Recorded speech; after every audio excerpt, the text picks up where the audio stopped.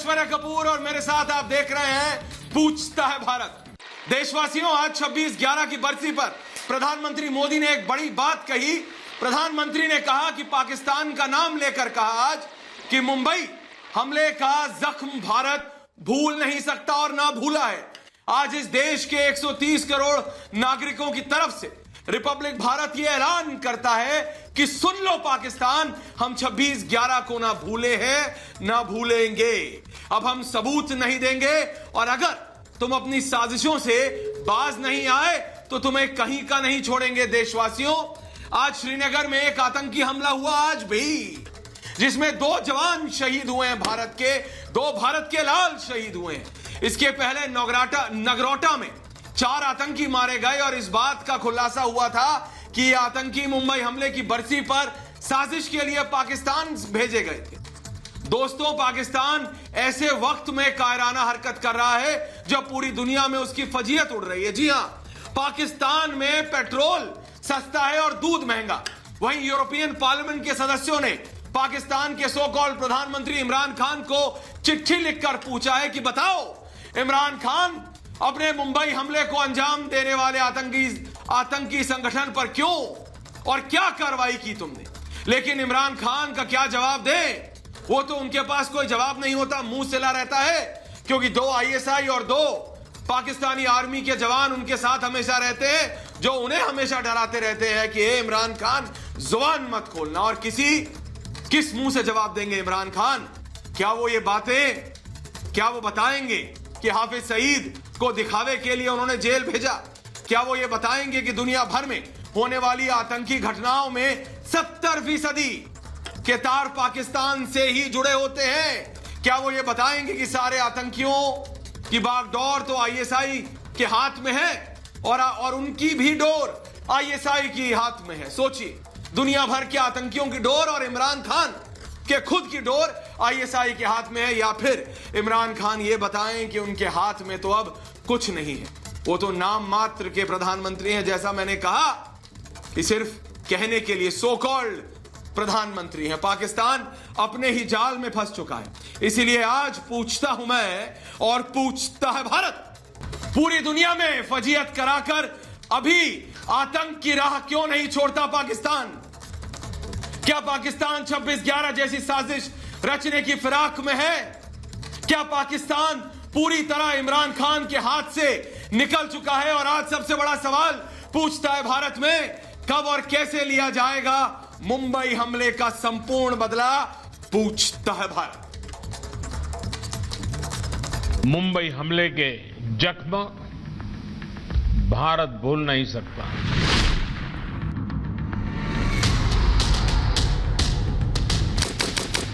बारह साल पहले आज ही के दिन मुंबई शहर आतंकी दहशत का गवाह बना था, लेकिन आतंक के खिलाफ युद्ध का भारत का संकल्प इन 12 वर्षों में और मजबूत हुआ। भारत ने पाकिस्तान को पूरी दुनिया से अलग थलग कर दिया और ये चुनौती दे डाली कि खबरदार, नहीं सुधरे तो हम सुधार देंगे। 2008 में पाकिस्तान से भेजे गए आतंकियों ने मुंबई पर धावा बोल दिया था। मुंबई हमले के जख्म भारत भूल नहीं सकता। इस बीच यूरोपीय संसद ने भी पाकिस्तान के PM इमरान खान से पूछा है कि लश्कर तैयबा के खिलाफ आपने क्या एक्शन लिया। पोलैंड के रिचर्ड ज़ारनेकी और इटली के फुल्वियो मार्तुसिएलो ने सवाल उठाया है कि मुंबई हमलों को अंजाम देने वालों पर क्या कार्रवाई हुई। लेकिन पाकिस्तान कहे तो कहे क्या? खुद पाकिस्तान की संसद में वहां के मंत्री ये ऐलान कर चुके हैं कि हां, हम एक आतंकी मुल्क हैं। पुलवामा में जो हमारी कामयाबी है वो इमरान खान की क़यादत में इस कौम की कामयाबी है। उसके हिस्सेदार आप भी सब हैं, उसके हिस्सेदार हम भी सब हैं। तो इस पाकिस्तान का इलाज क्या है? पाकिस्तान को कभी अक्ल आएगी या भारत को देना होगा सबसे बड़ा जवाब? पूछता है भारत। पूछता है भारत, क्योंकि 26/11 को ना भारत भूला है ना भारत की जनता भूली है। भारत के जवान भारत के सैनिकों को याद है, भारत के पुलिस वालों को याद है कि क्या हुआ था 26/11 को। मेरे साथ पूरा पैनल है आज। मेरे साथ मेजर गौरव आर्या है, मेरे साथ सुधांशु त्रिवेदी है, मेरे साथ MS बिट्टा जी हैं, मेरे साथ मेजर जनरल GD बख्शी, मेरे साथ मेजर जनरल KK सिन्हा, मेरे साथ कमर चीमा भी जुड़ रहा है, मेरे साथ राजा फैसल है, आरजू काजमी है और जावेद गफारी है। आप मुझे बताइए आरजू काजमी, आज कैसे आप अपने आप को देख पाती। मैं सबसे पहले सुधांशु त्रिवेदी के पास जा रहा हूं। सुधांशु जी, 26/11 को पूरे 130 करोड़ भारतीयों को याद है कि क्या हुआ था मुंबई में। 26/11 का वो जख्म भारत भूला नहीं है, लेकिन पाकिस्तान और पाकिस्तान के सो कॉल्ड प्रधानमंत्री, मैं इसलिए कहता हूं सो कॉल्ड सुधांशु त्रिवेदी जी, क्योंकि उनके हाथ में तो कुछ है ही नहीं। ISI और पाकिस्तान की आर्मी चला रही है पाकिस्तान को और इन आतंकियों को भी। सुधांशु त्रिवेदी। बहुत सही बात कही। पाकिस्तान के सो कॉल्ड प्रधानमंत्री, वो जानते क्यों है? आज इमरान खान की सल्तनत की वही हालत है जो मुगलिया सल्तनत में आखिरी दिनों में शाह आलम से लेके बहादुर शाह जफर तक थी। शाह आलम के लिए कहा जाता था सल्तनते शाह आलम, जे लाल किले थे पालम, और कहते थे नाम था शाह आलम, पूरी दुनिया के शाह। वैसे ही इमरान खान की सिर्फ अपने घर और दफ्तर के अंदर भी पूरी तरह नहीं चलती है। जैसा आपने कहा कि पूरी तरीके से फौज, ISI और इनके कंट्रोल में रहते हैं। खैर, वो तो एक अलग बात है। मगर मैं कहना चाहूंगा आज जब 26/11 की यह बरसी है तो हमें ध्यान आता है कितना वक्त बदल गया है। जब 26/11 हुआ था 2007-8-9 का दौर याद करिए, भारत ने कहां धमाके नहीं होते थे। मुंबई में टेरर अटैक, दिल्ली में अटैक, जयपुर में अटैक, गया में अटैक, लखनऊ में, बनारस में, गुवाहाटी में, हैदराबाद में, बेंगलोर में, नागपुर में, कौन सा जगह था जहां नहीं होता था। चलती ट्रेन में धमाके, चलती बस में धमाके, जहां तहां पार्कों में लिखा रहता था इसको छुइएगा नहीं, यहां धमाका हो सकता था।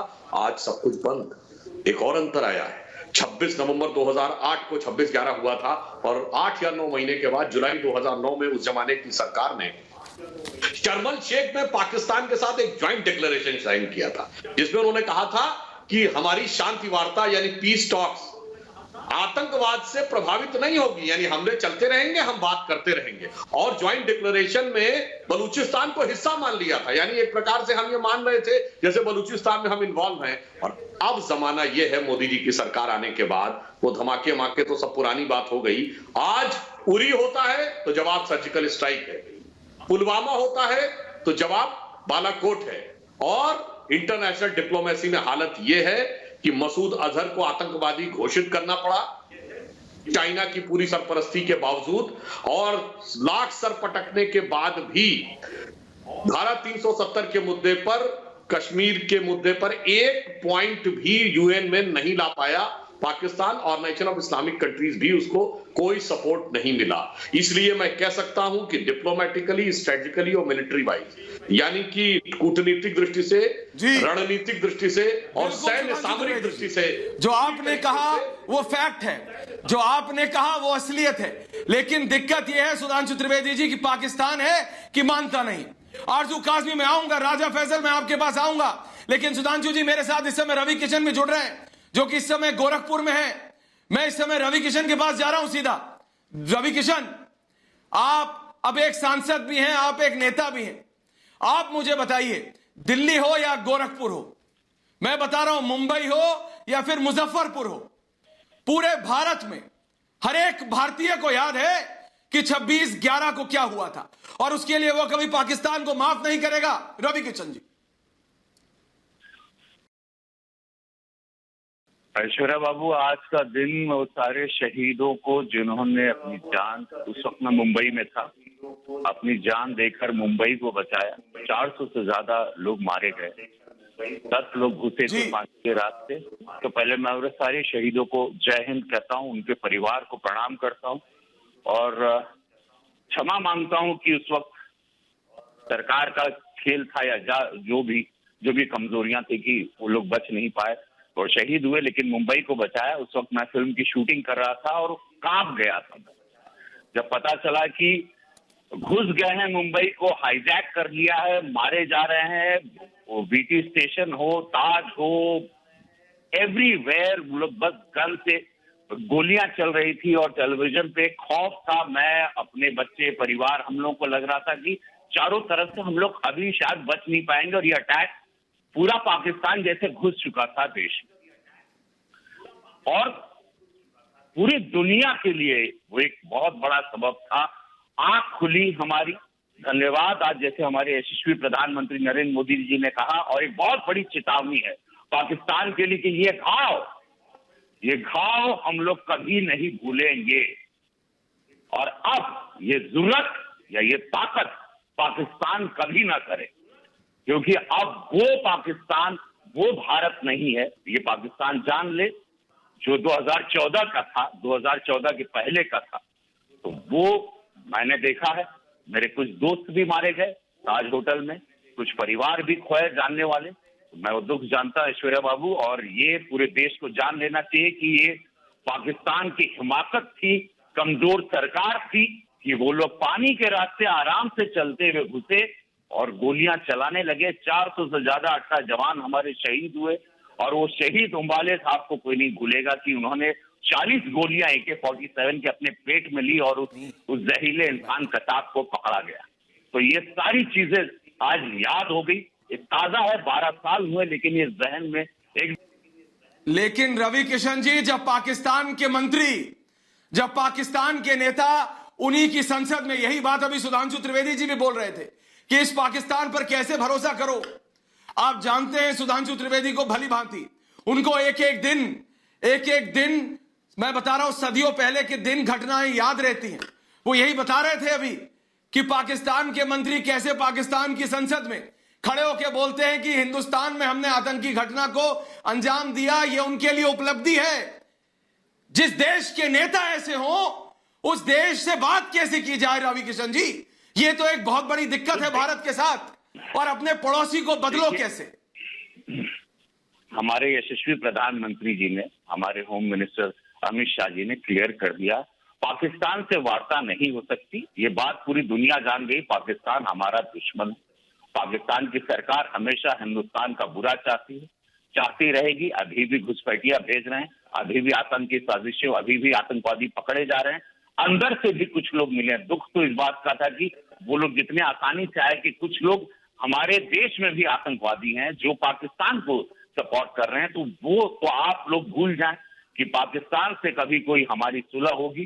पाकिस्तान की सरकार हमेशा हमारा बुरा चाहती है। वो चाहती नहीं कि हम मुल्क कोरोना काल में भी तरक्की कर रहा है, इतना बड़ा मुल्क, इतना शक्तिशाली। और मोदी जी से तो इतनी बड़ी दिक्कत है इनको कि मोदी जी के नाम से ये सब लोगों को क्या कहते हैं, लूज मोशन हो जाता है। ये लोग पगला जाते हैं कि ये ऐसे व्यक्ति, ऐसा प्रधानमंत्री आए कैसे, जिससे अब खौफ में एक पाकिस्तान का एक बाशिंदा खौफ में है कि अब वो वाला हिंदुस्तान नहीं रहा जहां पर हम लोग आसानी से पानी के रास्ते से आते थे और गोलियों से भून दिया जाता था।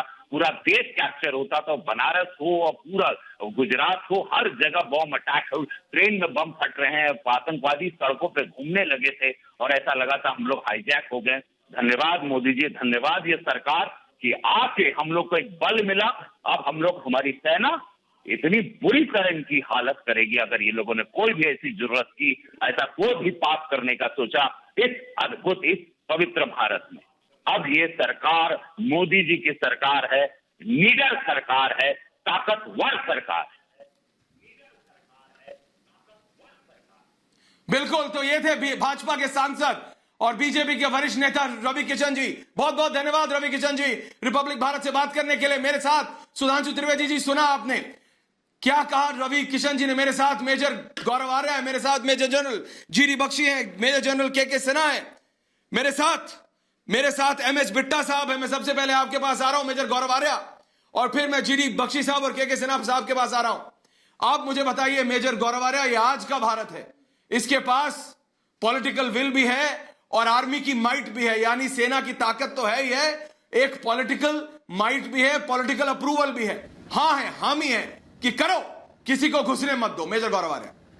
पहले तो ऐश्वर्या, कुछ कहने से पहले मेरा नमन उन शहीदों को जिन्होंने देश के लिए अपनी जान दी, चाहे उन्होंने वर्दी पहनी चाहे नहीं पहनी, चाहे वो आम लोग हों सड़क पर चलते, चाहे वो ताज होटल के एम्प्लॉयज़ हों, फिर चाहे वो NSG के कमांडोज हों, मार्कोस हों, या पुलिस कर्मी, फायर ब्रिगेड वाले, जो भी हों, उन सबको मेरा नमन, उनके परिवारों को नमन। दूसरी चीज़, फौज तो पहले भी अपनी तगड़ी थी, आज भी तगड़ी है।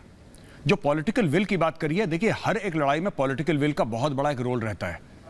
एक पॉलिटिशियन जो ये बोले कि ठीक है आप अपना काम करिए, बाकी जो कोलैटरल डैमेज होगा, political collateral damage, foreign policy का कोलैटरल डैमेज, अगर कुछ होता है तो वो मैं संभाल लूंगा, आप चिंता मत करिए।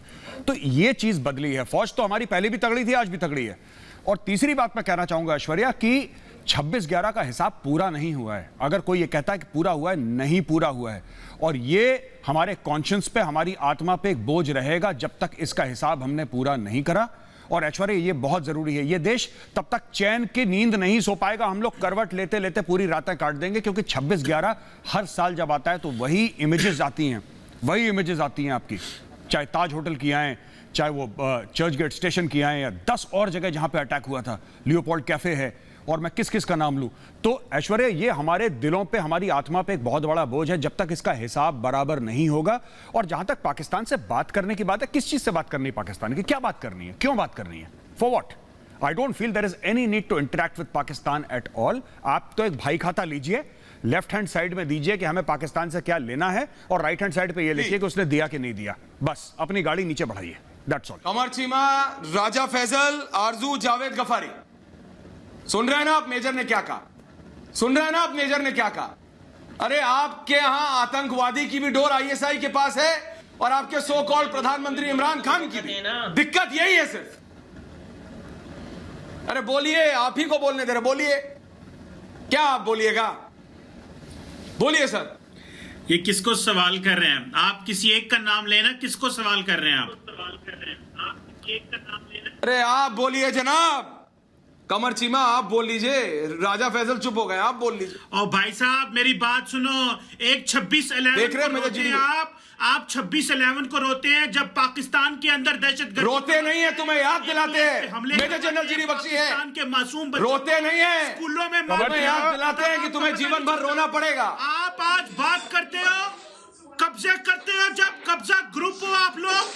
मेजर जनरल जीडी बख्शी सुन रहे हैं तुम्हें? तो कश्मीरी जब गन अभी शेर को दहाड़ने दो, रुक जाओ। फिर जान तो निकलेगी आपकी। जब जान निकलेगी तो फिर आपको एहसास होगा। बोलिए, बोलिए मेजर जनरल। पर्दे कैसे उतारती है? मेजर जनरल बोल रहे हैं। मेजर गौरव आर्या। कमर चीमा हमने सुन लिया। कमर चीमा, आपने जो कहा हमने बड़े ध्यान से सुना है, और मेरी नसीहत है पाकिस्तान के इंटरलोक्यूटर्स को कि आज जो हम कह रहे हैं वो भी ध्यान से सुन लें। लेकिन आप अपने लोगों को बताएं, पाकिस्तान एक एक शहीद का बदला लेगा। जो अफगानिस्तान के रास्ते दहशतगर्दी करवा रहे हो, कुलभूषण यादव जैसे बंदे बेचते हो, एक एक का बदला लेंगे और छोड़ेंगे नहीं। पाकिस्तान सिर्फ लोन लेगा और कुछ नहीं करेगा, ये झूठ बोल रहे हैं चीमा साहब। पाकिस्तान बदला लेगा, पाकिस्तान सिर्फ कर्जा लेगा, एक आदमी से कर्जा लेगा पाकिस्तान। ये बदला लेने वाला मुल्क नहीं है, कर्जा लेने वाला मुल्क है। चीमा साहब इनकी रोशनी में मारेंगे, दुनिया के सामने मारेंगे। थैंक यू, बदले काफी हो गए। चीमा साहब मैं आपको बता रहा हूँ, we will not forget, we will not forgive. 26/11 के बाद आप पे कोई पलटवार नहीं हुआ। हमने आप पे विश्वास किया, हमने किलो टन के हिसाब से आपको डोसियर भेजे कि इनके खिलाफ कार्रवाई करो। एक तो जिंदा पकड़ा गया है, आपके जियो टीवी ने जाके उसके माँ बाप के आगे टेलीविजन कैमरा खोल दिया कि ये तो पाकिस्तान का बाशिंदा है, और फिर भी आपने कुछ नहीं किया।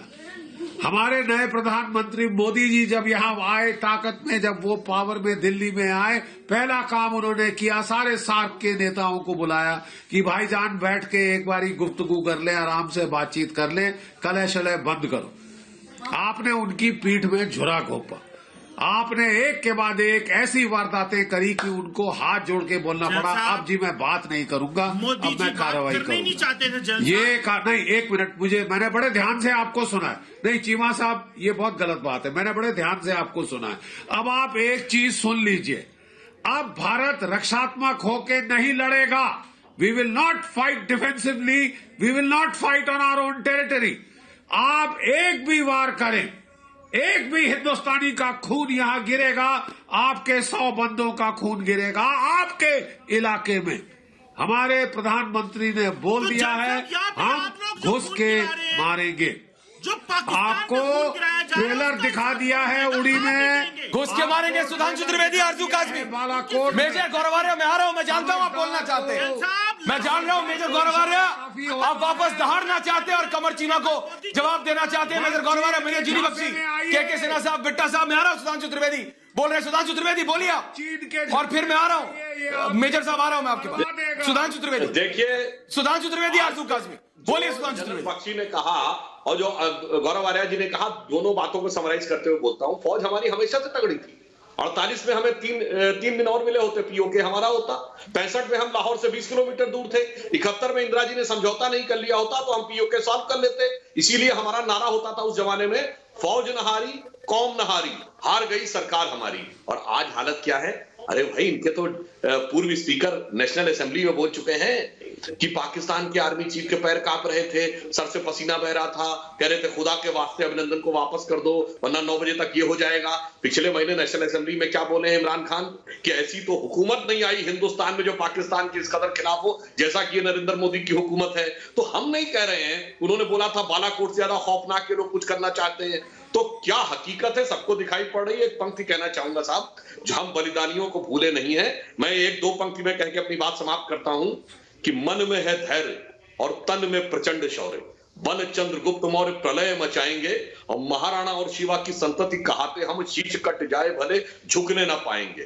बार बार छेड़िए ना भारत स्वाभिमान को, अन्यथा बाद में बहुत पछताएंगे। सौगंध मां भवानी की उठेगी ललकार जब आपके घरों पे चील कौए मंडराएंगे। ये क्षमता भारत की सेना में है। बस अब आप सरकार बदल गई है, मोदी की सरकार में भारत के स्वाभिमान को छेड़ने की गुस्ताखी करने से बाज आइए, यही मेरा आपसे गुजारिश है। सुना आपने आरजू काजमी, राजा फैसल के पास जा रहा हूं मैं, राजा फैसल के पास जा रहा हूं, फिर आ रहा हूं। जी बिल्कुल, राजा फैसल, मेजर गौरव आ रहा है, के सिन्हा साहब आ रहा हूं, बिट्टा साहब आ रहा हूं। ऐश्वर्या, बोलिए चलिए बोल लीजिए आरजू। अच्छा हुआ कि बोलिए आरजू जी, ये केस हाईलाइट किया, अच्छा हुआ। हमें फख्र है कि हमारी कोर्ट्स ने पहले 11 साल सजा दी और जनवरी फरवरी में, और अब 10 साल मजीद सजा दी उन्हीं को। मेजर कौन सी सजा दी बोलिए जरा। हाफिज सईद, मेजर, और दूसरी बात ये है मेजर आ रहा है, हाफिज सईद को जेल से छुड़वा दिया गया है। हाफिज सईद जौहर टाउन लाहौर में अपने घर पे है। हाफिज सईद अपने घर पे है। हाफिज सईद को जेल से छोड़ दिया गया है और कोर्ट ने उसके घर को कन्वर्ट कर दिया प्रिजन में। अब वो अपने घर पे है। अब जब मैं बोल रहा हूं हाफिज सईद अपने घर पे है, वो जेल में नहीं है। भाई वो 70 साल के हैं, वो 100 साल का हो, वो 100 साल का हो, उसको आपने जेल में रखा 48 घंटे। हाफिज सईद को छोड़ दिया और हाफिज सईद आज अपने घर पे बैठा है और उससे लोग मिलने आ रहे हैं। जनाब, उससे लोग मिलने आ रहे हैं, वो अपने घर पे आराम से बैठा है। असीम आनंद, नाबादास कौन है? नाबादास कौन है? आपको पता है समझौता एक्सप्रेस का किधर गया? एक मिनट, झूठ मत बोलो।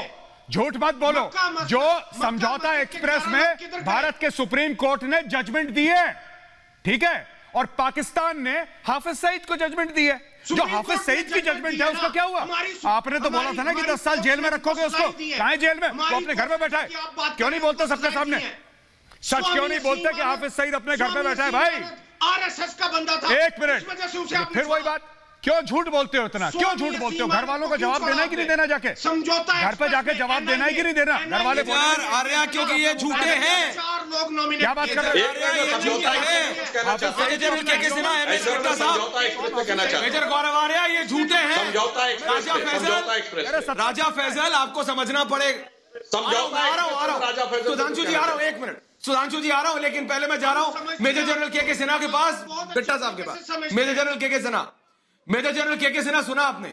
ये कह रहे हैं क्योंकि वो 70 साल के हैं, जैसे वो कोई माननीय व्यक्ति हो। अरे वो एक डरपोक आतंकवादी है जो अपने घर में छुप कर बैठा है, लोगों को मार के, दूसरों के बच्चों को बर्बाद करके अपने घर में जाके छुप के बैठता है। के सिन्हा वो है, वो 70 साल का। सुने, उनको हमारे यूएस का $10 मिलियन के उसके सर पर $10 मिलियन का एक यूएन के अंदर में डेजिग्नेटेड टेररिस्ट के ऊपर में हाफिज सईद की दुकान चलती है, बाजवा और आईएसआई के लोग उससे मिलने जाते हैं और ये कहते हैं कि उनको बंद कर दिया। जो ये लखवी है, लखवी 2013 में छोड़ दिया, वो बिजनेस चलाता है, बिजनेस। और लेफ्टिनेंट जनरल आसिम बाजवा के साथ वो could you please reply me, मुझे आप ये जवाब। अरे भाई सुन लो मेरे बात, मैं सुनता रहा। केस में राजा फैसल साहब, ये चिट्ठे हमने खोल दिए, हमने 37 लोगों के लिस्ट दिए थे और 2 और जोड़ा था, डेविड हेडली को भी जोड़ा था।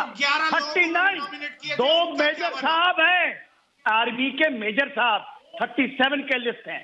आपने कुछ नहीं किया।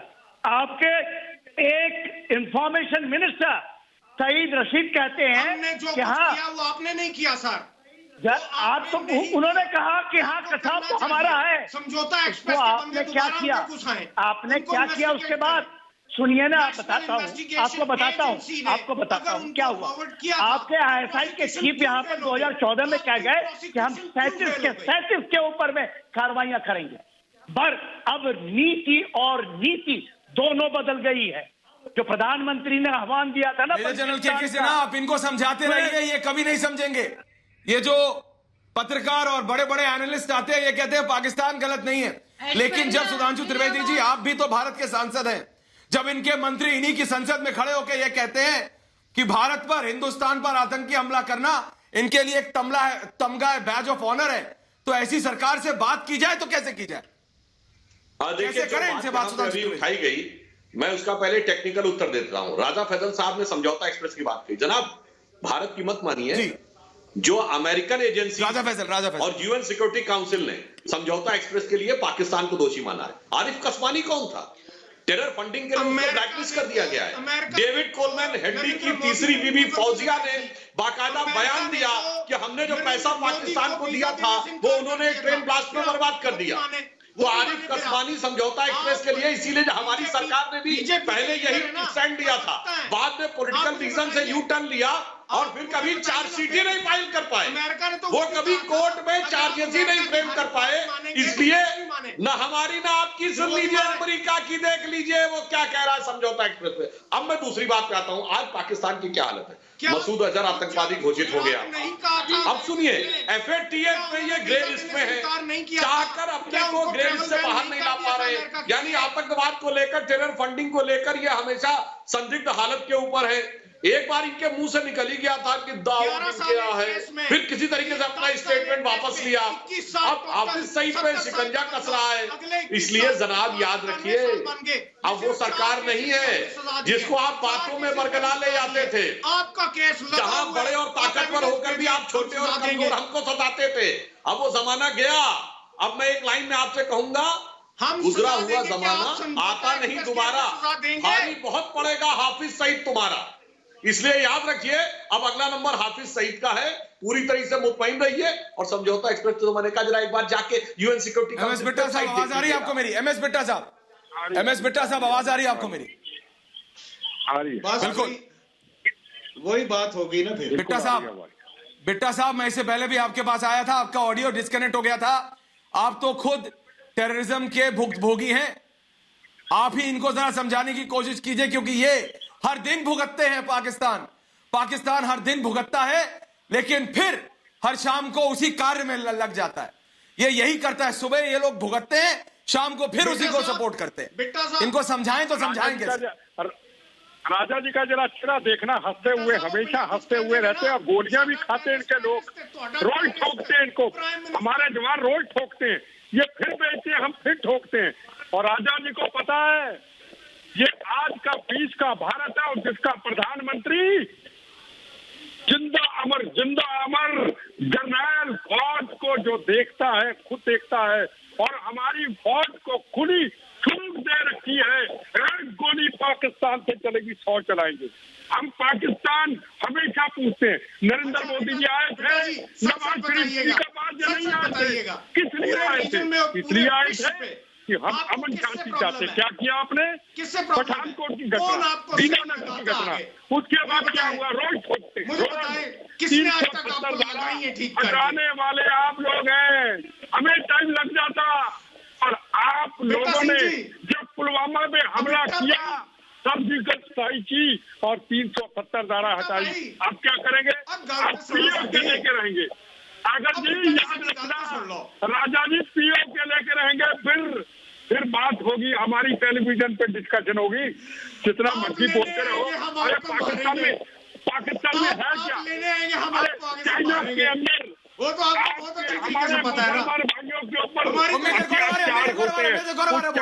मेजर गौरव, सुधांशु जी आ रहा हूँ, के सिन्हा साहब आ रहा हूँ, मेजर जनरल जीडी बख्शी आ रहा हूँ, मेजर गौरव आ रहे हैं, आरजू काजमी बोले नहीं है मेजर, जरा पहले उनको सुन लेते हैं, फिर आप जवाब दीजिएगा, फिर आप दहाड़िएगा मेजर। एक बार आरजू काजमी को सुन लेते हैं। बोलिए आरजू जी, बोलिए आरजू। मुझे आप बोलने देंगे तो मैं बोलूंगी। बोलिए आरजू काजमी जी, मैं आप मुझे सुन पा रहे हैं ना? बोलिए जी जी। देखिए, सबसे पहले मैं यही कहूंगी कि जो 26/11 में जिन लोगों की जान गई उनका मुझे बहुत अफसोस है और इस तरह की चीज नहीं होनी चाहिए। हमारे यहाँ भी आर्मी पब्लिक स्कूल में अटैक हुआ था और अब यही कहा जा रहा है कि भारत ने करवाया था और इस तरह की चीजें नहीं होनी चाहिए। पाकिस्तानी गवर्नमेंट ने पहले भी अनाउंस किया था कि अगर पाकिस्तान की जमीन से कुछ गलत होगा, कोई टेररिज्म होगा, तो पाकिस्तान उसके ऊपर एक्शन लेगा और उन लोगों को पकड़ेगा। इसके पीछे आप पूरी गवर्नमेंट को नहीं इन्वॉल्व कर सकते। और दूसरी बड़ी बात कि आपको इस चीज के सबूत बिल्कुल ठीक से देने चाहिए थे, तब जाके पाकिस्तान उसके ऊपर कार्रवाई कर सकेगा। हाफिज सईद को पकड़ा है और 10.5 साल की सजा भी दी गई है और उसको ऐसा नहीं कि घर में रखा है। मुझे नहीं पता आपको कौन कह रहा है उसको घर में रखा हुआ है, मैंने तो अभी तक नहीं सुना है ऐसा कुछ। मेजर सुन रहे हैं? अच्छा, इस चीज को अगर आप लोग मेजर गौरव आ रहा, जख्मों पे आपके दहाड़ने का समय आ गया जी। तो ये आरजू जी, ठीक होने की तरफ नहीं जाएगी। आरजू जी, दो बातें। आप ये कह रही हैं कि आपको नहीं पता कि उसको घर पे किसने रखा, मैंने आपको सुना दिया, अब आप जाके पता लगा लीजिए कि मैं सही कह रहा हूं झूठ कह रहा हूं। मैं खुली नेशनल मीडिया पे बोल रहा हूं, हाफिज सईद अभी अपने घर के अंदर है, वो जेल में नहीं है, पहली चीज। दूसरी चीज, आपने बोला कि हमारे जो 130 के लगभग ज्यादा बच्चे मारे गए, ठीक है, आर्मी पब्लिक स्कूल पेशावर में। आपको पता है पूरी इंडियन पार्लियामेंट में साइलेंस था, सब लोग खड़े हुए थे और सबने बच्चों की आत्मा के लिए प्रार्थना करी थी, पहली चीज। दूसरी बात, तीसरी बात, एहसानुल्लाह एहसान जिसने पेशावर का अटैक करा था वो तो आपके हाथ में था, कहां छोड़ दिया उसको, कहां चला गया एहसानुल्लाह एहसान? एहसानुल्लाह एहसान ने तो खुल के बोला है कि मैंने करवाया अटैक, आपने क्यों छोड़ दिया उसको? वो 2 महीने पहले भाग गया पाकिस्तानी आर्मी की कस्टडी से। उस आदमी का नाम है एहसानुल्लाह एहसान और उसने करवाया था ये पाकिस्तानी तालिबान के थ्रू। तो आप ये जो कहती है ना कि इंडिया करवाया, लोग कह रहे हैं इंडिया इंडिया इंडिया इंडिया ने क्या क्या करवाया? आपके यहां 4 मार्शल लॉ लगे, वो इंडिया ने करवाए। 4 बार आपके संविधान को फाड़ के डस्टबिन में फाड़ दिया, वो इंडिया ने करवाया। आपके यहां शिया सुन्नी फसादात होते हैं, इंडिया ने करवाया। आपके यहां जो भी प्रॉब्लम होती है, आप लोग हर आदमी से कटोरे भीख मांगते हैं, वो इंडिया करवाता है, हर चीज इंडिया करवाता है। आप सुनिए, जो आप लोग विक्टिम कार्ड प्ले करते हैं ना कि हमारे इतने लोग मारे गए, इतने लोग मारे गए, मैडम अगर आप लोग अपने गिरेबान में झांक कर देखें तो आपको कभी प्रॉब्लम नहीं होगी। आप लोग गिरेबान में झांक कर नहीं देखते, आप लोग बहाने बनाते हैं। अभी भी जब मैंने बोला कि हाफिज सईद को घर क्यों डाला, तो भाई मेरा कह रहा है कि वो 70 साल का है, वो कह रहा है 70 साल का है, उससे क्या फर्क पड़ता है? वो 70 साल का है, वो 70 साल का है कि 170 साल का, उससे क्या फर्क पड़ता है? ये जो टेररिस्ट है, भाषण बंद करो। अरे सुनो, ये ऐश्वर्या, एक तो ना ये ऐश्वर्या, ये हाफिज सईद के नौकर को क्यों बुलाया यहाँ पे? जावेद हाफिज सईद के नौकर को यहाँ पे क्यों बुलाया है? हाफिज सईद के नौकर को क्यों बुलाया यहाँ पे?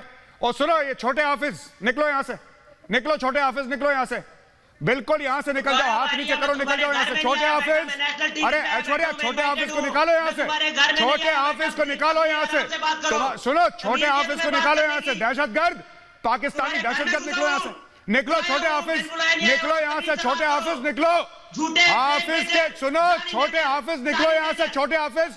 ऐश्वर्या, ये गंदे आदमी को यहाँ पे क्यों बुलाया है? ये इतना गंदा किस्म का आदमी है, इसको खुद नहीं पता ये टेररिस्ट है। आपकी दहाड़ से भाग जाएंगे तभी जब ये बता रहा हूँ, मेजर गौरव आ रहा है, सुधांशु त्रिवेदी स्कूल में मरते हैं, major general GD Bakshi, major general K Sinha, Bitta साहब, ये गफारी। सुधांशु त्रिवेदी, दिक्कत यह है कि हमारे फौजी वो पहले भी तैयार थे, अभी भी तैयार है। मैं बता रहा हूं, मेजर जनरल जीडी बख्शी और के सिन्हा आपको बताएंगे। लेकिन सुधांशु त्रिवेदी जी, दिक्कत यह आती है कि जब हमारे प्रधानमंत्री ने पूरी कोशिश की कि इनसे बात की जाए, लेकिन पाकिस्तान के साथ दिक्कत यह है सुधांशु त्रिवेदी जी, बात करें तो किससे करें? इनके यहां एक नाम का प्रधानमंत्री बिठा रखा है, आईएसआई चीफ है, आर्मी चीफ है, जो कि खुद अपना टेन्योर बढ़ा देते हैं और फिर उन्हीं के जूनियर उनके खिलाफ हो जाते हैं। मेजर गौरव आर्या और डिटेल में आपको बताएंगे, लेकिन सुधांशु जी ये एक असली दिक्कत है और उससे बड़ी नहीं, देखिए कि हमारा पड़ोसी है और हम पड़ोसी बदल कैसे सकते हैं। देखिए, पाकिस्तान की गवर्नमेंट खुद कहती है कि ये हमारा काम नहीं, नॉन स्टेट एक्टर्स का काम है। अब वहां बात गवर्नमेंट से करें कि आर्मी से करें कि आईएसआई से करें, क्या मुल्ला मौलवियों से करें, ये तो 4 थे ही थे, अब तो एक 5वां भी हो गया है। जानते कौन? अरे वो बुशरा बीबी के जिन्नात, जो इमरान खान की बीवी है, वो कहते हैं, वो भी कुछ बता देते हैं और आगे बड़े बड़े आर्मी का ऑफिसर भी उनके आगे सिद्धा करते हैं। तो भाई इससे तो हमें वो नजर आता पुराने जमाने में कहानियों में पढ़ते थे ना कि राक्षस की जान कहीं और छोड़ते नहीं। यहाँ समझ में नहीं आता कि बात किससे की जाए। और मैं एक और बात, सुनिए जनाब, 1 मिनट, मैं डिस्टर्ब नहीं कर रहा था आपको, अपने अपने टर्न पे बोलिए, बेहतर रहेगा। और मैं एक और बात कहना चाहता हूँ, एक पाकिस्तान का नारा है, ये जो दहशतगर्दी है इसके पीछे वर्दी है, ये भारत का नारा नहीं है जनाब, ये पाकिस्तान का है। आपकी आवाम कह रही है यह जो दहशतगर्दी है इसके पीछे वर्दी है। जर्नैल भी झूठ बोलते हैं और झूठ के ऊपर आप लोग कर रहे हो। अच्छा 1 मिनट, आप पूरी बात कर लीजिए तब मैं बोल दूं। तक मैं सुनी जा रहा हूँ, झूठ पे झूठ बोली जा रही है। अच्छा आप शुरू से अब तक झूठ बोलिए बोलिए बोलिए बोलिए बोलिए। सुनिए ऐश्वर्य जी, मैं आपके दर्शकों से ये कह रहा हूँ, मेरी बात मानिए, बोलिए बात मानिए, आप जाके YouTube पे चेक करिए। ऐसा है कि हमारे यहाँ पुराने जमाने में एक बड़े फेमस फिल्म बनी थी जागृति, जिसमें एक गाना था, आओ बच्चों तुम्हें दिखाएं झांकी हिंदुस्तान की, इस मिट्टी से तिलक करो ये धरती है बलिदान की। उसकी नकल में पाकिस्तान में एक मूवी बनी थी 1955 में, बेदारी, जिसमें गाना था, आओ बच्चों सैर कराए तुमको पाकिस्तान की, जिसकी खातिर हमने दी कुर्बानी लाखों जान की। आपके दर्शक जाइए YouTube पे देखिए, पाकिस्तानियों ने ही इसकी पैरोडी क्या बना रखी है, आओ बच्चों सैर कराए तुमको पाकिस्तान की, ना बिजली ना पानी है और ना हिफाजत जान की, क्योंकि क्लास्टिको भी मिलती है यहाँ पे कीमत में नान की, आओ बच्चों सैर कराए तुमको पाकिस्तान की। तो आपकी आवाम से लेके कॉमन मैन गाना बना के ये कह रहा है कि आपके यहाँ क्लास्टिको नान की कीमत में मिल रही है, ना हिफाजत है जान की, इस कारण से आज है ये पाकिस्तान की असलियत है। सुधांशु त्रिवेदी जी, ये हालत हो गई और इस समय मेरे साथ सुधांशु त्रिवेदी और आरजू काजमी, मनोज तिवारी भी जुड़ रहे हैं। सुधांशु त्रिवेदी जी, मेजर गौरव आर्या, आ रहा हूं मैं वापस। मनोज तिवारी जी, आपको आवाज आ रही है मेरी? आज 26/11 की बरसी है मनोज तिवारी जी। जी जी ऐश्वर्य जी, आपकी आवाज। एक सांसद आप हैं और एक सांसद वहां पाकिस्तान में बैठे हैं, जो पाकिस्तान की संसद में बोलते हैं। यही सवाल मैंने सुधांशु त्रिवेदी जी से भी बोला, तो उन्होंने कहा कि ये दिक्कत है कि मनोज तिवारी जी, पाकिस्तान में हम इन्हें बदल तो सकते नहीं, पड़ोसी को बदला तो जा नहीं सकता, लेकिन इनका राष्ट्र ऐसा है कि यहां बात करें तो किससे करें। आतंकियों की अलग पैरेलल सरकार चलती है मनोज तिवारी पाकिस्तान में।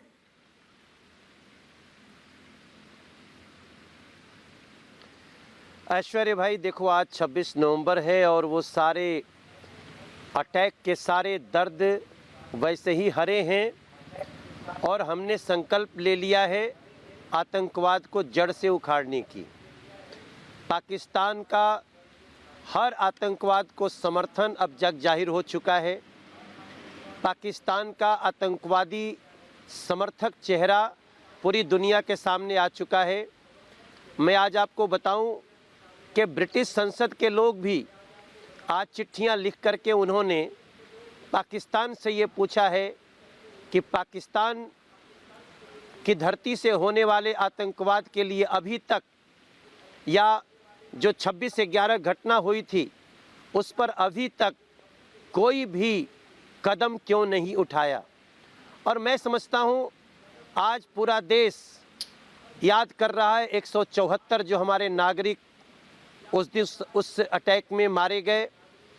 हमें याद है वो पल जबकि एनएसजी को जाने में देर हुई। देर किस कारण हुई? तत्कालीन 2008 की तत्कालीन सरकार ने क्या किया, क्यों देरी किया, वो सब आज लोगों के सामने सवाल आता ही है। लेकिन कुल मिला के हम आज भी शपथ लेते हैं ऐश्वर्य भाई, रिपब्लिक टीवी के सभी दर्शकों को मैं मनोज तिवारी इतना कह सकता हूं कि हम सब शपथ लें आतंकवाद की जड़ें हिल गई हैं। इसे समूल नाश करना नरेंद्र मोदी जी के नेतृत्व में भारत का संकल्प है और हम उसे पूरा करके रहेंगे मेरे भाई। बिल्कुल बिल्कुल मनोज तिवारी जी, लेकिन एक और सवाल मेरा आपसे, इसलिए क्योंकि यह सवाल पाकिस्तान के वहां हमारे जो बेस्ट बैठे हैं आरजू काजमी, राजा फैजल, और ये हर बार उठाते हैं कि भारत जानबूझकर, ये तो कहते हैं कि हाफिज सईद जी, ये तो कहते हैं कि हाफिज सईद 70 साल के बुजुर्ग व्यक्ति हैं, जैसे बहुत ही कोई आदरणीय व्यक्ति हो, तो इनके जो इनकी पॉलिटिकल क्लास है और जो लोग निर्णय ले सकते हैं पाकिस्तान में, अगर उनकी सोच ऐसी होगी तो ऐसे देश के साथ बात कैसे की जाए? ऐसे देश के साथ जिसने भारत को ये 26/11 जैसे जख्म दिए हो, उसका जवाब हमारी सेना देती है। मेजर गौरव आर्या बैठे, major general K Sinha, major general GD Bakshi, ये सब लोग देते आए हैं पिछले इतने दशकों तक। लेकिन राजनीतिक तौर पर भारत की जनता ये जानना चाहती है कि ऐसे देश के साथ निपटे तो निपटे कैसे? मनोज तिवारी जी बताइए आप। देखो ऐश्वर्य भाई, आपके चैनल पे तो बहुत विद्वान लोग अभी हैं और ये देश इस समय जो चर्चा कर रहा है वो चर्चा है आतंकवाद के नाश करने की। ये देश में जो घर घर चर्चा है उसमें एक ही विषय है कि हम कभी भी दूसरों के ऊपर अटैक नहीं करते, लेकिन अब ये लाइन से भी हमें आगे जाना है कि हम अटैक नहीं करते, लेकिन जो हमारे निर्दोष नागरिकों को मारता है और जो भी देश उसको समर्थन करे, अब भारत उसको बर्दाश्त करने वाला भी नहीं है। मैंने कभी एक लाइन लिखी थी कि जागो वीर जवानों, धर लो हाथ कटारा, हिंद के मंदिर मस्जिद जगे गिरजा गुरुद्वारा, जिसे जहाँ से शक्ति मिले वो उस शक्ति का ध्यान करे, रोज रोज मरने से अच्छा एक रोज प्रस्थान करे। और हमने तब भी कहा था कि अमेरिका, इंग्लैंड, चीन, लादेन का चक्कर मत पालो, ऐ संसद वालों दुनिया को हिंदी में समझा डालो, आतंकवाद मिटाना है तो अंतिम बिगुल बजा डालो। मैंने तब सोचा भी नहीं था नरेंद्र मोदी नाम के एक व्यक्ति भारत के प्रधानमंत्री होंगे और वो इन पंक्तियों का सही अर्थ समझते हुए भारत के 130 करोड़ लोगों को खुशियां देंगे। आज हमें गर्व है, लेकिन 26/11 की घटना हम भूलेंगे नहीं और ना तो दुनिया को भूलने देंगे, क्योंकि आतंकवाद का समूल नाश करना ही अब भारत का और नरेंद्र मोदी का और भारतवासियों का कर्तव्य है मेरे भाई। और पाकिस्तान के लोग क्या कह रहे हैं, वहां के सांसद क्या कह रहे हैं, ये थे मनोज तिवारी, अपने भारतीय जनता पार्टी के सांसद और वरिष्ठ नेता।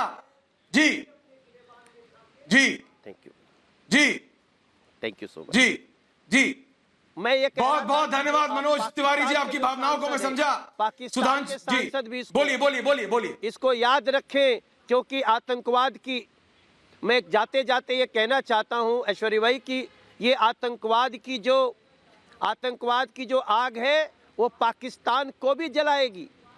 वो जो पाकिस्तान जो आतंकवाद का समर्थन कर रहे हैं, पाकिस्तान के सांसद। बिल्कुल मनोज तिवारी जी, आपकी मैं भावनाओं को समझा और अब मैं सीधा जा रहा हूं आग पाकिस्तान को, जम्मू कश्मीर, इसलिए सब जहां पे मेरे साथ जुड़ रहे हैं सुधांशु त्रिवेदी जी, जाइएगा मत, कहीं आऊंगा आपके पास, लेकिन मैं सीधा जा रहा हूं इस समय जम्मू कश्मीर। मेजर गौरव आर्या, मैं चाहूंगा आप भी एक सवाल पूछें। मेरे साथ है इस समय MOS फाइनेंस, MOS वित्त मंत्री अनुराग ठाकुर जी, आप इस समय पूछता है भारत पर हैं और आप इस समय जम्मू कश्मीर में, मैं जानता हूं वहां पर इस समय लोकल इलेक्शन चल रहे हैं, आप बहुत बिजी हैं, लेकिन आज एक ऐसा दिन है 26/11 की बरसी है और आप जम्मू कश्मीर में मौजूद है, इसीलिए आपको तंग किया हमने। अनुराग ठाकुर जी, ये सरहद पार पाकिस्तान में बैठे हुए राजनेता जब इस तरह की बात करते हैं कि भारत के जम्मू कश्मीर में आतंकी घटनाएं करना एक ये बैज ऑफ ऑनर, तमगा समझते हैं, तो भारत के राजनेताओं को भी सोचना पड़ेगा कि इनसे कैसे निपटे। अनुराग ठाकुर जी। देखिए, मैं दो बातें यहां पर कहूंगा। पहली बात तो यह कि भारत सदा सत्य और अहिंसा की राह पर चला है, लेकिन हमने साथ ही साथ अपने पड़ोसी देशों के साथ अच्छे रिश्ते भी रखे। कभी नहीं चाहा कि हमारा पड़ोसी एक फेल्ड स्टेट हो, लेकिन वही पड़ोसी देश भारत के अंदर आतंकवाद फैलाने में कोई कसर नहीं छोड़ता। हम दोस्ती का हाथ बढ़ाते थे बस लेकर जाते थे तो पीछे से छुरा घोंपते थे। कारगिल जैसा युद्ध भी हुआ तो इसके कारण आप सबको पता है। 26/11 का वो आतंकी हमला हर वर्ष हम लोग याद करेंगे, क्योंकि वो एक ऐसी घटना थी जिसने झकझोर कर रख दिया था। लेकिन साथ ही साथ मुझे लगता है एक बात भी देश को समझनी होगी, आखिर ऐसा क्यों होता है बार बार। 26/11 के बाद अगर मुंह तोड़ जवाब दिया होता तो शायद इससे फर्क पड़ा होता। जब आपको याद होगा ऐश्वर्या जी, पुलवामा पर अटैक हुआ तो देश के ही कुछ ऐसे नेता पाकिस्तान की भाषा बोल रहे थे, गुपकार गैंग के सहयोगी ऐसी भाषा बोल रहे थे। दिक्कत यही है अनुराग जी, ये तो आप इस समय जम्मू कश्मीर में बैठे हैं और सरकार आपने ये विषय भी सेना उठाया और था सरकार पर प्रश्न कि खड़ा भारत के कर नेता लेकिन चीन के आगे, पाकिस्तान के आगे जाके हाथ जोड़ते हैं। अनुराग ठाकुर जी, दिक्कत ये है हमारे फौजी इन दुश्मनों से तो लड़ ले, लेकिन ये घर में बैठे ये घर के भेदी इनसे कैसे लड़े जी। देखिए इनका चेहरा भी बेनकाब हो रहा है, जमीन इनकी खिसक रही है, चुनाव पर चुनाव हार रहे हैं। लेकिन चुनाव हार जीत हमारे अपने लोकतंत्र का हिस्सा है। जब देश को आपकी जरूरत थी तब राहुल गांधी जी चीन के समय भी चाइनीज एम्बेसडर के साथ सूप पी रहे थे, डिप्लोमेट्स के साथ। जब पाकिस्तान ने पुलवामा हमला करवाया तब भी भारत की सेना और भारत की सरकार पर प्रश्न चिन्ह खड़ा कर रहे थे। और जब पाकिस्तान के मंत्री अपने सदन में खड़े होकर इमरान खान की वो कहते हैं कि बहुत बड़ी उपलब्धि है पुलवामा अटैक, तब जाकर राहुल गांधी जी और बाकी नेताओं के चेहरे बेनकाब होते हैं जो गुपकार गैंग का हिस्सा है। ये लोग देश के साथ खड़े होने की बजाय उनको ताकत देते हैं जो देश के अंदर बार बार आतंकवादी हमले कराने के लिए हरकत करते हैं। मुझे दुख होता है कश्मीर में बैठे भी कुछ ऐसे नेता जो कहते हैं 370-35 से वापस लाने के लिए चीन का साथ लेंगे, पाकिस्तान का साथ लेंगे। क्या सोच है इन लोगों की? ये तिरंगे का अपमान करते हैं और देश के अंदर बैठे हुए हमारे ही लोगों को गाली निकालते हैं। ये दुर्भाग्य है कि इनको ताकत मिलती है तो यहाँ बैठे कुछ लोगों से जो उनके स्पोक्स पर्सन बन जाते हैं। एक नेता गुपकार गैंग की कहती हैं कि अगर ऐसा हुआ तो ये हथियार उठाएंगे, और दूसरे दिन सांबा और हमारे इस क्षेत्र में, कटरा वाले क्षेत्र में, सांबा के पास बन टोल प्लाजा के पास आतंकवादी आते हैं, घुसपैठ करते हैं जी, उनको मार गिराते हैं हमारे वीर सैनिक। लेकिन किसकी शय मिलती है? आगे से ऐसी घटनाएं ना हो 26/11 की, इसके लिए जरूरी है इनके खिलाफ कड़ी कार्रवाई हो। और पिछले एक साल में लगभग 230 ऐसे घुसपैठी आतंकवादियों को जम्मू कश्मीर में मार गिराया है। ये भारतीय सेना ने करके दिखाया है। बिल्कुल, बहुत बहुत धन्यवाद। ये थे अनुराग ठाकुर, केंद्रीय मंत्री, मोदी सरकार के मंत्री, जम्मू कश्मीर से जुड़ रहे थे। सीधा मैं वापस जा रहा हूं डिबेट पे। बहुत बहुत धन्यवाद अनुराग ठाकुर जी, रिपब्लिक भारत से बात करने के लिए। मेजर गौरव आर्या, आपने सुना मेजर जनरल जीडी बख्शी बोलना चाह रहे हैं। मेजर जनरल जीडी बख्शी बोलना चाह रहे हैं। सुधांशु जी मैं आ रहा हूं। Major general GD Bakshi, major general GD Bakshi, Sudhanshu ji उसके बाद। देखिए मैं कुछ अहम चीज, जी सर, मैं कुछ अहम चीज याद दिलाना चाहता हूं।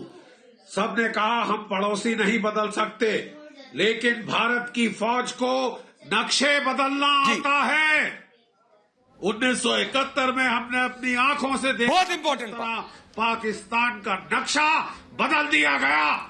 ईस्ट पाकिस्तान को दुनिया के मैप से मिटा दिया गया और बांग्लादेश एक नया देश आया। कैसे 93,000 कैदियों ने आत्मसमर्पण किया। मैं एक मिनट नक्शे बदलना हमें भी आता है। मैं कहना चाहता हूं कि चींटी के पर फिर से निकल रहे हैं। अगर जो पाकिस्तान ने 26/11 को किया था नगरोटा में, उसने फिर ये करने का दुस्साहस किया है, कोशिश की है। ये दूसरी बात है कि हमारी फौजों ने उनको जान से मार डाला नगरोटा में, लेकिन पाकिस्तान ने पूरी कोशिश की कि 26/11 को दोहराए। पाकिस्तान को अब समझ आ जाना चाहिए कि अगर उसने दोहराने की हिमाकत करी। मेजर गौरव बोल रहे हैं, बोलिए मेजर जवाब दीजिए। 1 मिनट। बिल्कुल सर, बिल्कुल मेजर जनरल साहब, भारत की सेना को आता है। 1 मिनट। बोलिए मेजर। चीमा साहब, ऐसा है, चीमा साहब आप कह रहे हैं कि आपको नक्शा बदलना आता है। मैं आपके प्रधानमंत्री को सिर्फ यह बोलना चाहता हूं कि नक्शा नहीं, नशा बदलो। कि शाम के 7 बजे कुछ कुछ करता है नशा करके मनीगाला से। नक्शा नहीं, नशा बदलो। गलत नशा ले रहे हो इसलिए सपने आते हैं ऐसे। नशा बदलो, बदल देंगे। नशा बदलो, नशा नॉट नक्शा। मेजर आरजू काज़मी का नमाजी आरजू काज़मी जवाब दो। पाकिस्तान को इस सुधांशु त्रिवेदी आरजू काज़मी जवाब दो। आरजू काज़मी जवाब दीजिए। आज मेजर गौरव आर्या के एक सवाल का नक्शा नहीं, नशा बदलो। आरजू काज़मी, ये आप भी जानती हैं पाकिस्तान की असलियत।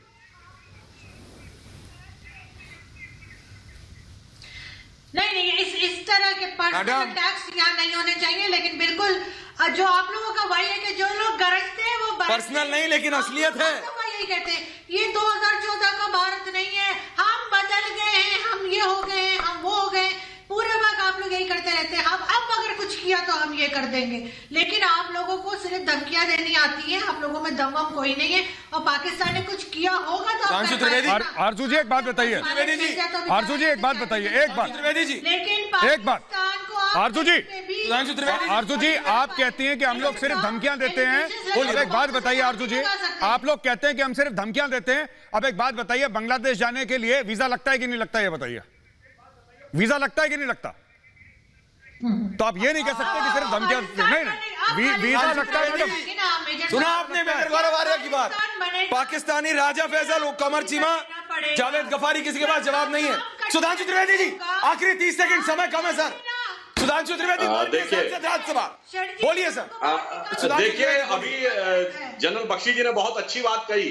71 में नक्शा बदला था, अब मोदी जी ने नक्शेबाजी बदल दी है, और इसीलिए अब वो दौर बदल गया है। हम नहीं कभी हारे थे सेबर जेट पैटर्न टैंकों से, हम तो सदा ही हारे थे ताशकंद शिमला जैसे समझौतों से, और अब वो सरकार नहीं है। और एक सिर्फ लास्ट बात कहूंगा, पाकिस्तान के आवाम के हित में यह है कि पाकिस्तान तय कर ले उसके दो ही मुस्तकबिल हैं, या तो भारत को बड़ा भाई मान ले या चीन की गुलामी। इसको अन्यथा मत लीजिएगा। 10 साल के अंदर आपको दो में से एक चीज एक्सेप्ट करनी ही पड़ेगी कि या तो हिंदुस्तान को बड़ा भाई मानिए या चीन की गुलामी करिए। अब यह तय आपकी हुकूमत को करना है कि आपको क्या पसंद है। तो सर, बड़ा भाई ये नहीं करता छोटे भाई के साथ जो आप कर रहे हैं। आप भी तो छोटे भाई के बिल्कुल। अरे भाई, कमर चीमा, राजा फैसल, आरजू Kazmi, Javed गफारी, major general GD Bakshi, जो अभी आपने, सुधांशु त्रिवेदी और मेजर गौरव आर्या, आप तीनों ने कहा यह असलियत है। या तो चीन की गुलामी कर लो गधे बेच बेच कर, या फिर मान लो कि तुम्हारा बड़ा भाई ये बाप कौन है, और वो हिंदुस्तान है, वो भारत है। Major Gaurav Arya, major general GD Bakshi, major general K Sinha, Bharat की फौज ने दिखाया है। सुधांशु त्रिवेदी, जो अभी आपने कहा आज समय कम है मेरे पास, पूछता है भारत में इतना ही, लेकिन कहीं मत जाइएगा, वापस आएंगे एक छोटी सी ब्रेक के बाद, क्योंकि खबर बड़ी है। बहुत बहुत धन्यवाद आप सब।